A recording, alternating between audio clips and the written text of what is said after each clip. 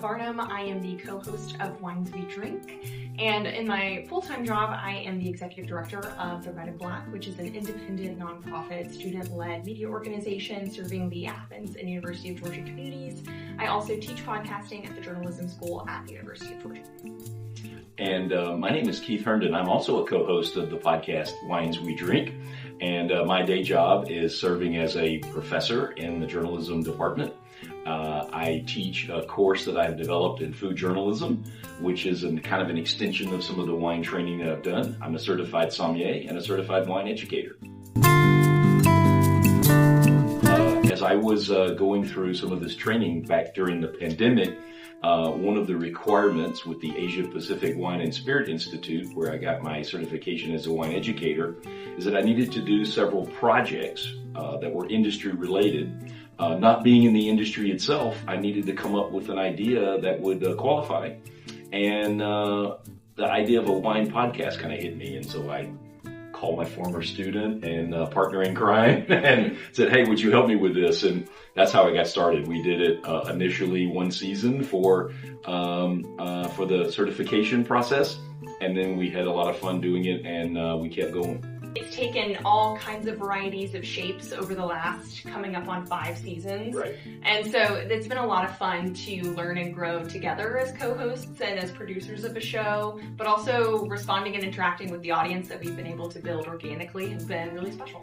I have an affinity for food storytelling, and so I have always grown up loving food programming and reading about food journalism, and just always found it to be a hobby, and pursued journalism more in the respects of politics and business news in my career. And so I really was excited for the opportunity to get to reinvest in that part of myself that loves food and is very interested in exploring more of that industry. And so when Keith approached me to come on as a partner for this show, not only could I bring my podcasting and my storytelling experience, but I also could have a lot of fun with him to learn more about wine as we went, and to learn together how we can take this to new heights with each season. I had practically no experience with wine coming into the Wines We Drink podcast. I was very much a novice.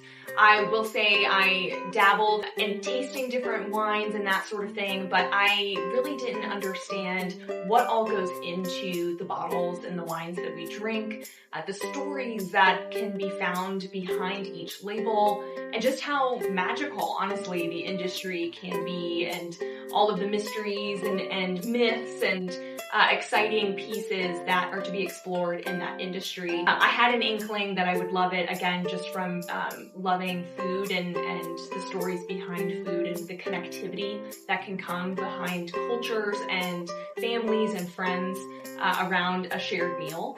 And so I knew that it would be right up my alley, but I had absolutely no idea what I was in for. And my wine tastes have changed so much too over the last 5 seasons as I've tried wines across the spectrum. And so if anything, it's been a growing and learning opportunity for me, thanks to Keith's expertise.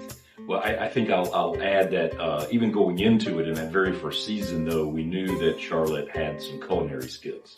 This is an exceptional cook, right? And I think over the first few seasons, we really leaned into your wine novice. Right. But what our listeners will get to enjoy in the 5th season is that we've now leaned into your alter ego, and we've introduced Chef Charlotte as part of the show this season. And so as we begin, writing scripts and beginning to, record episodes and start doing that content, she really gets to shine with her food and culinary skills in season 5. So excited. You supply the wine, she'll supply the dinner. Exactly. Yes, right. Well, it's varied over the seasons, right? One of the key ways that I select wine is wine trips.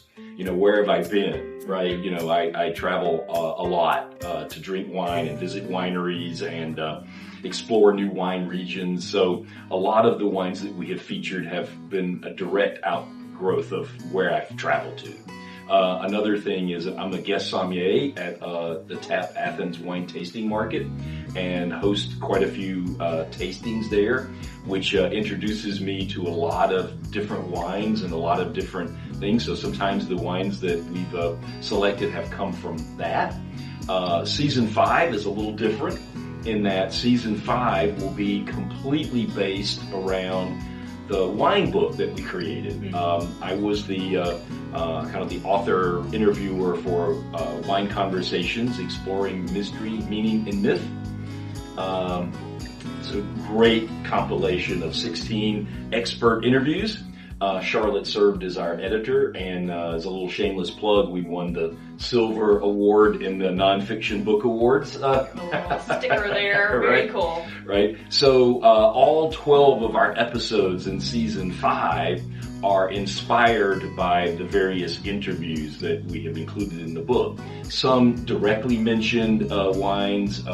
For example, we have interviewed a couple of winemakers. We've interviewed some sommeliers that had some examples of wines that they suggested. Other types of like wine trips that factored into the book. But season 5, the wines all are inspired by the work that is in the book. It's like a twist for your podcast, right? You've a never little bit of done a that twist. before. I think it's a way for us to show that, also to our students, how we can create media in one form and repurpose that and use it to inspire media in another form and vice versa, right? I think it really represents an evolution as well of the growth of the actual product, right? The actual program, our growth as storytellers, and how we're adapting that and applying that in today's day and age. So that's been a lot of fun as well. Yeah, absolutely. And I think, having some credentials through my training with the Asia Pacific Wine and Spirit Institute and some other things, has opened some doors. My work at Tap Athens Wine Market has opened some doors. Of course, it didn't hurt that our podcast won the Taste Awards in 2024. Yeah. We were selected as the best food or drink podcast and the best lifestyle podcast in the audience selection category. And so winning that award kind of opened some more doors, and that allowed us to do this book. And so, one thing is built on the other, I think. Yeah. Absolutely. Well, I would say that where this podcast may differ from some other influencer type programs is that we do not take any compensation for the wines that we feature. You ask us how we select the wines. They really are the wines that we drink. Right. And we don't get paid to promote a specific wine. In fact, we would not take the money. We want that editorial independence. We want to be independent in selecting the wines so that our listeners know that when I'm saying this is a wine I drink, this is a wine I enjoy, this is why we're featuring this wine, they know it's not because somebody paid us to do it. And none of our shows are paid promotions. I would say authenticity is a big part of our brand. We're both journalists by trade, and so I think that we have that natural compass, but we also believe that creates a greater degree of connectivity to our audiences to present an authentic program that is independent, that is really honest in the degrees that we can present, and maybe that makes the concepts more accessible. Right. Doesn't mean that we won't flub and start over and re-record. Yes, that is authentic. That is authentic. Though we do spare you from those flub-ups. Right. Yes. That wine is perceived by many consumers today as being too pretentious, too complicated. One of the things that we want to do on our show is to break that down and talk about how wine can be accessible. I think there's a misconception that if you really want to drink a really great wine, you have to pay, an exorbitant amount of money for that. And we just don't subscribe to that theory. Now, we will be featuring in season 5 some expensive wines. But we also are featuring, as we do in all of our previous seasons, very affordable wines. One of the wines that just recently won my own little blind tasting test in my wine kitchen with some of my student consumers. They're all of age, right? Okay. It's only a $12 bottle. I mean, you can buy this bottle. We're featuring it in the podcast. I don't want to give away which one we're talking about here, but it's a very high quality wine from a well-respected wine region, recommended by a lot of different people, and you don't have to pay a lot of money to get that wine. I think that accessibility of wine feels intimidating. There's a ton of variety, there's a ton of varietals, right, that go into the different types of wine beyond just red versus white. And so I think that that can be intimidating for people. It also is not only an investment of time, but an investment of volume, because the bottles are meant to be shared or enjoyed over time, right, and versus a single serving. And so I think that has, especially for younger generations, made wine something that feels like it's not for me. And that's something that we are really tackling in every episode of Wines We Drink, but also something that comes up a lot in the book as well, is unraveling and uncovering how wine can be explored and how you can have a lot of fun with that, and that it really isn't a right versus a wrong when it comes to wine consumption. It is all subjective, and so it really is about, what do you like, and are you willing to go down that journey of exploration so that you can refine your own taste buds and do it in a way that's fun and not too serious, which we really lean into as well. Right.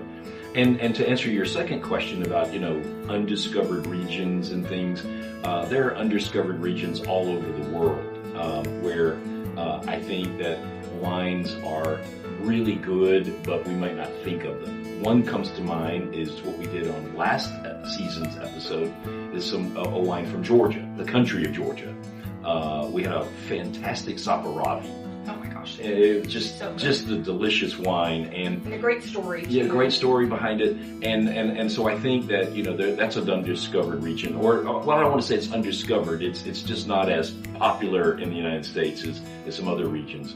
When you look at the United States, there's a region in Southern California known as the Temecula Valley, and I think for many years it was kind of described as tourist wine, because there would be a lot of people coming south from LA or up from San Diego into the Temecula Valley, and it was more of just a place to have a wedding or whatever.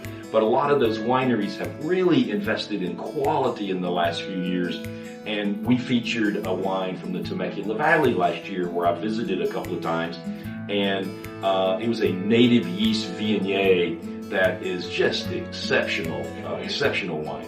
And so I think that we're beginning to see other areas come into their own.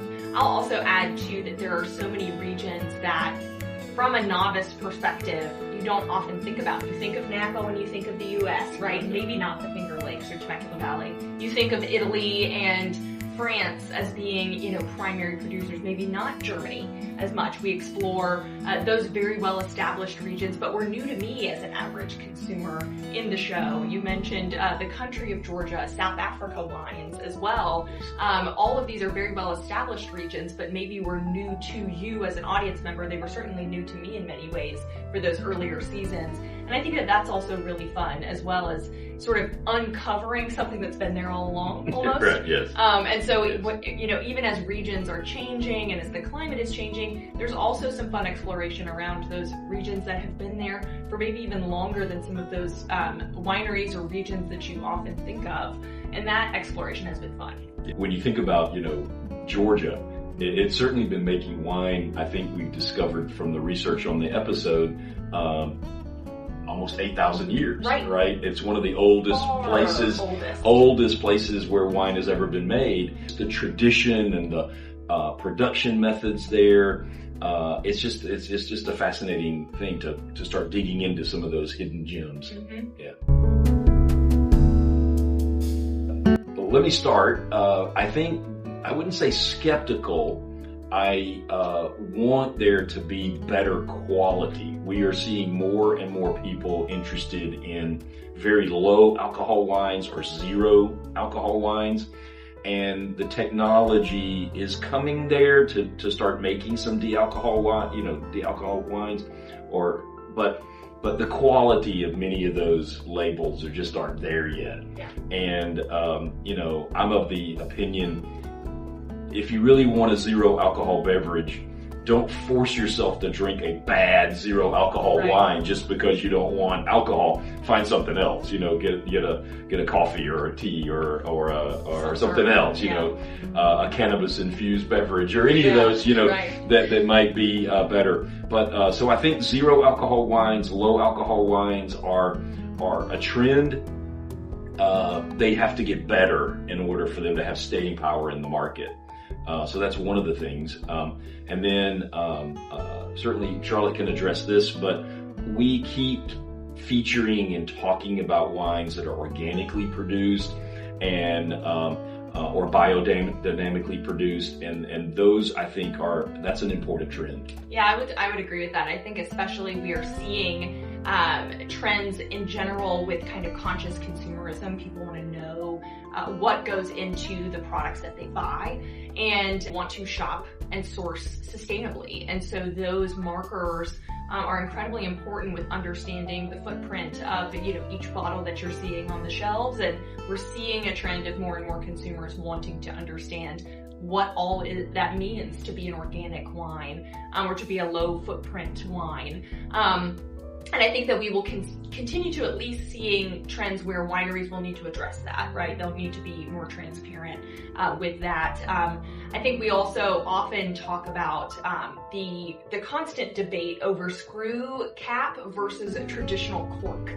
And so when we think about trends and making wine more accessible, it's something that's discussed in the book. It's something that we discuss in the podcast and will discuss even in this upcoming season, that there is not a tangible difference in quality alone, just indicated by whether there's a cork or a screw cap. And when you're traveling, when you're trying to make these accessible decisions, you're probably going to make the decision to say, well, I'm at a hotel. Do I even have a corkscrew? And so, I really see that as being perhaps more of a trend with people embracing screw caps or feeling less dodgy about a screw cap in terms of an indication of quality, because there is no indication that it's a lower quality wine. No, not at all. And particularly when you're looking at wines out of Australia and New Zealand, where it's very expensive for those wineries to get cork in the first place. They've been making really top-notch wines under a screw cap for decades or more. On season 5, we'll be featuring a really wonderful Shiraz from the Barossa Valley that has a screw cap. Right.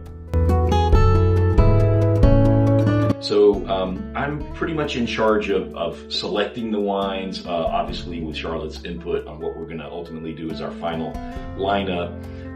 I typically write the scripts. Even though we do a lot of ad-libbing and playing off of each other and riffing during the actual recording of the episodes, any kind of a quality show begins with the script. I do a lot of research on the wineries, the wines that we're featuring, the winemakers, all of that kind of stuff goes into the script process. Then we have a series of meetings where we go through what we're going to talk about, how we're going to talk about it. Going into season 5, we spent a lot more time collaborating than we've even done in the previous episodes, because Chef Charlotte was such an important part of the show that she had to understand what we were going to be doing so that she could prepare the right, food pairings to go with that.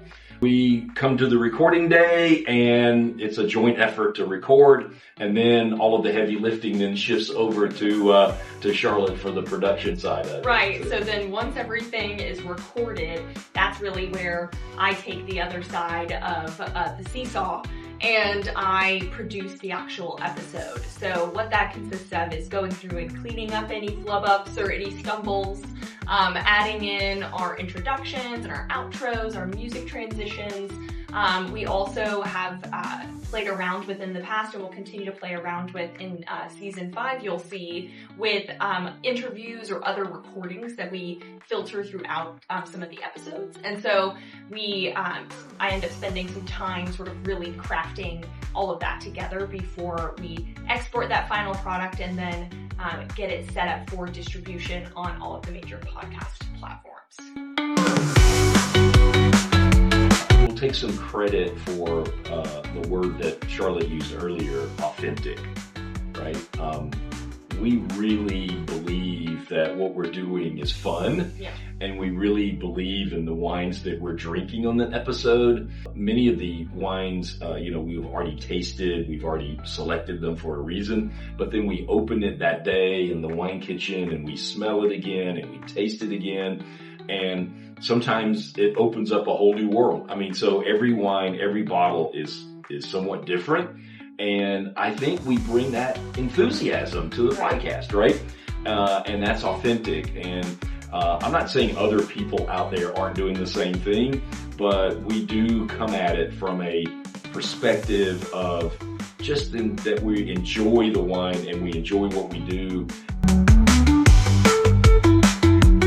Oh gosh, being on the red carpet in Beverly Hills. Yeah, I would have to say that has to be the one and only. I mean, of course, we have such a great time when we're sitting recording every episode. We both agree that that's our favorite part of the process, is being in the wine kitchen or wherever we might be recording the episodes. That's where we have so much fun. But the pinnacle moment for us was when we were on the red carpet. That was such a culminating milestone moment for us to be able to be nominated as finalists, having been previous recipients. We brought our medals and we got to get dressed up. Our spouses were there. It was the most special night. Yeah, I mean, the fact that we are two college instructors, right? Right. Doing this as a kind of a side passion project, if you will, but having that kind of exposure, getting that kind of recognition, and then being in Beverly Hills on the red carpet at the Writers Guild Theater. It was just a special moment, and I'll treasure that forever. Maybe we'll win again, but who knows? You but know, you for can now, never. we've got that. Yeah, you can never count those kind of moments as being repeatable, right? Exactly. So we'll have that one. Well, it seems like the path for you to get another award is very clear. It's swept away, dusted for you. We engage with listeners primarily on Instagram. We recognize that that's where a lot of our audience is located, just because that is where a lot of, I would say, more cultural related content is engaged with online. Folks aren't necessarily going to Facebook or X or other social media platforms to engage in cultural conversations. And so we found our audience being highly engaged on Instagram. And so we connect with them all season long, as well as in the time in between seasons if we have exciting updates like the Taste Awards or like this book project. And it's a great way to get connected to the wine industry, to other wine lovers and learners, and for our audiences to kind of stay in touch with us there. We've had fun with a variety of media on Instagram as well, and I think that we'll continue to have more fun with season 5 with the introduction of more, shall we say, elaborate food pairings. And so I think that that's been a lot of fun to test around and play with, and we've gotten some great feedback. Yes. Well, I mean, we're going to definitely bring out season 5 on June 11th. That's the debut, June 11th, 2025. And we certainly want you to find us on all of the major platforms. We're Spotify, Apple. Our home platform is Podbean, but you can find us pretty much anywhere. And the best way to support us is to listen to us. You know, we are not really in the monetization of this podcast. It's much more of a learning experience, and as I've said before, kind of an exemplar set of media. But the best way for us to know that we're having some kind of an impact is to keep growing our audience. And like I said, we're on Instagram at The Wines We Drink, where we're interacting with listeners in live time and posting frequently. And so give us a follow, and that way you can stay in tune, subscribe to the show, so that way you'll be ready for June 11th season 5 launch.